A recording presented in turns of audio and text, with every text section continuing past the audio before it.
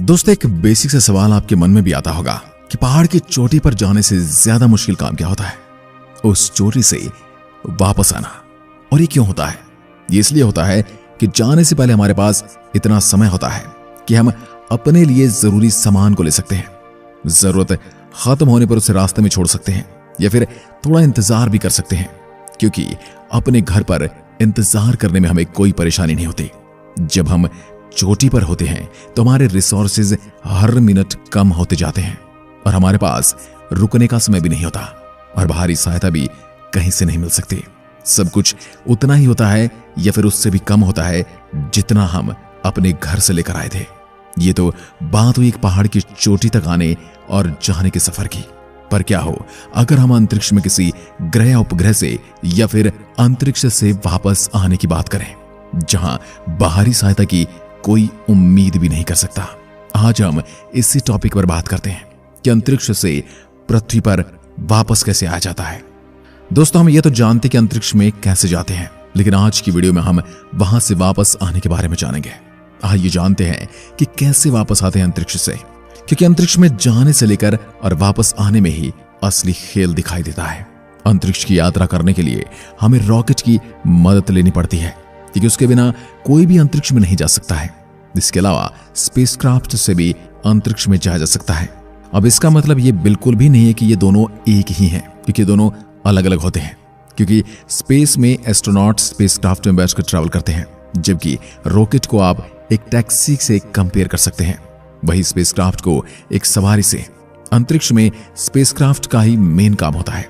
इसी में ही एस्ट्रोनॉट और एक्सपेरिमेंट के लिए जरूरी इक्विपमेंट रखे होते हैं। इसलिए अंतरिक्ष में जाने के लिए रॉकेट और स्पेसक्राफ्ट दोनों ही जरूरी हैं, क्योंकि जिस स्पेसक्राफ्ट से अंतरिक्ष यात्री को पृथ्वी से अंतरिक्ष में भेजा जाता है, उसी रॉकेट के इंजन से ही जोड़ा जाता है और वहीं से उसे अंतरिक्ष तक पहुंचना होता है। इस पूरे प्रोसेस को बेहतर तरीके से समझने के लिए पहले आपको यह जानना होगा कि रॉकेट काम कैसे करता है। दोस्तों, न्यूटन का थर्ड लॉ ऑफ मोशन कहता है कि हर एक्शन का एक इक्वल एंड अपोजिट रिएक्शन होता है।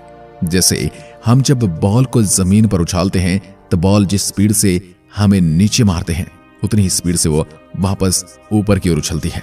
और एक रॉकेट भी थर्ड लॉ ऑफ मोशन के सिद्धांत पर काम करता है। ढेर सारे फ्यूल के कंबशन से पैदा हुआ थ्रस्ट का इस्तेमाल करके ही रॉकेट जमीन से उठता है। यहां आप एक बात तो समझ लीजिए कि अगर आपको लगता है कि वो लंबा सा गोलाकार यान रॉकेट होता है, तो आपको पता होना चाहिए कि रॉकेट केवल एक तरह के इंजन होते हैं, जिसका काम अंतरिक्ष तक अपने पेलोड को पहुंचाना होता है। पेलोड में कुछ भी हो सकता है। एक सैटेलाइट, साइंटिफिक इक्विपमेंट, अंतरिक्ष यात्री से लेकर स्पेस प्रोब भी हवाई जहाज की तरह ही एक रॉकेट को काम करने के लिए ईंधन की जरूरत होती है। जब ईंधन जलता है तो उसमें से गर्म गैसेस निकलती हैं। अपनी बनावट की वजह से वह रॉकेट इंजन इन सभी गैसों को नीचे की तरफ छोड़ने लगता है, जिससे एक क्रस्ट या फिर धक्का पैदा होता है और रॉकेट हवा में उड़ने लगता है। दोस्तों, एक रॉकेट और एरोप्लेन के इंजन में बहुत बड़ा फर्क यह है कि एरोप्लेन को अपने ईंधन को जलाने के लिए हवा में मौजूद ऑक्सीजन की जरूरत होती है, वहीं रॉकेट धरती के वायुमंडल के साथ साथ अंतरिक्ष और बेहद कम दबाव वाली जगह में भी उड़ सकता है, क्योंकि इसका इंजन ईंधन को जलाने के लिए जरूरी ऑक्सीडाइजेस्ट अपने साथ लेकर उड़ता है। इसके इंजन को बाहर से ऑक्सीजन लेने की जरूरत नहीं होती, इसलिए ये कभी भी और कहीं भी कितनी भी ऊंचाई तक उड़ सकता है। एक रॉकेट इंजन में दो तरह के ईंधन का प्रयोग किया जाता है, लिक्विड ईंधन या फिर सॉलिड ईंधन। लेकिन खास तौर पर एक स्पेस शटल में लिक्विड फ्यूल का ही प्रयोग किया जाता है। मेन रॉकेट इंजन के अलावा इसमें बूस्टर रॉकेट भी लगे होते हैं, जो इसे पृथ्वी की कक्षा से बाहर निकालने में जरूरी और एक्स्ट्रा पुश देते हैं, क्योंकि बूस्टर रॉकेट का इस्तेमाल पृथ्वी की कक्षा के अंदर ही होता है। इसमें सॉलिड प्रोपेलेंट का ही प्रयोग किया जाता है। फ्यूल खत्म होने के बाद ये मेन रॉकेट इंजन से अपने आप अलग हो जाते हैं और बाकी का रॉकेट अपने आगे की ओर निकल जाता है। अब आपको ये तो पता चल ही गया होगा कि रॉकेट क्या होता है, कैसे काम करता है। अब बढ़ते हैं स्पेसक्राफ्ट की तरफ, जो कि एक हवाई जहाज की तरह होता है, जिसके अंदर अंतरिक्ष यात्रियों को रहने, खाने पीने और सोने जैसी तमाम जरूरतों के हिसाब से सारी फैसिलिटीज मौजूद होती हैं।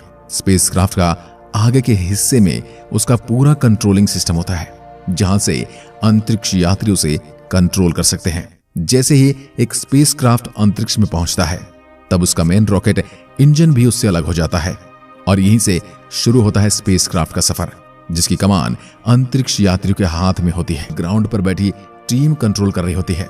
अंतरिक्ष यात्री इस स्पेसक्राफ्ट को ठीक उसी तरह से चला सकते हैं जैसे कोई पायलट एरोप्लेन को उड़ाता है। इसके अंदर एडवांस टेक्नोलॉजी वाले सेंसर और मशीनें भी लगी होती हैं, जिनकी बदौलत ही अंतरिक्ष यात्री स्पेस में रिसर्च और एक्सपेरिमेंट परफॉर्म कर पाते हैं। स्पेस ट्रैवल के लिए एक स्पेसक्राफ्ट को रॉकेट का होना जरूरी है, इनके बिना ये मुमकिन नहीं। लेकिन रॉकेट को लॉन्च करने के लिए जिस तीसरे मेगा इक्विपमेंट की जरूरत पड़ती है वो है लॉन्च पैड। लॉन्च पैड वो प्लेटफॉर्म होता है जिसकी मदद से रॉकेट को आकाश की तरफ एक सीधी रेखा में प्रोजेक्ट किया जाता है। लॉन्च का यह प्रोसेस रॉकेट के पेलोड पर डिपेंड करता है। पेलोड जितना ज्यादा होगा, लॉन्चिंग की स्टेजेस भी उसी के हिसाब से प्लान की जाती है। लॉन्च होने के कुछ मिनट बाद ही शटल पृथ्वी कक्षा में प्रवेश कर जाता है, जिसके बाद रॉकेट पृथ्वी में वापस आ गिरते हैं। दोस्तों, आपको यह पता होना चाहिए कि एस्ट्रोनॉट पृथ्वी की कक्षा से ज्यादा दूर नहीं जा पाते।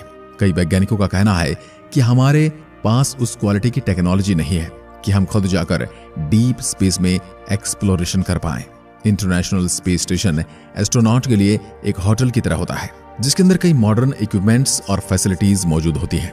अंतरिक्ष में जाने वाले ज्यादातर एस्ट्रोनॉट अपनी रिसर्च और एक्सपेरिमेंट को ISS या फिर इंटरनेशनल स्पेस स्टेशन से ही परफॉर्म करते हैं। इंटरनेशनल स्पेस स्टेशन पे यानी ISS पर कैसी होती है एस्ट्रोनॉट की जिंदगी, इस पर हम दूसरा वीडियो बना सकते हैं अगर आपको इसके बारे में जानना है तो। लेकिन अभी हम बात करेंगे कि आपने सभी एक्सपेरिमेंट करने और कई दिन स्पेस में बिताने के बाद ये एस्ट्रोनॉट धरती पर कैसे लौटते हैं।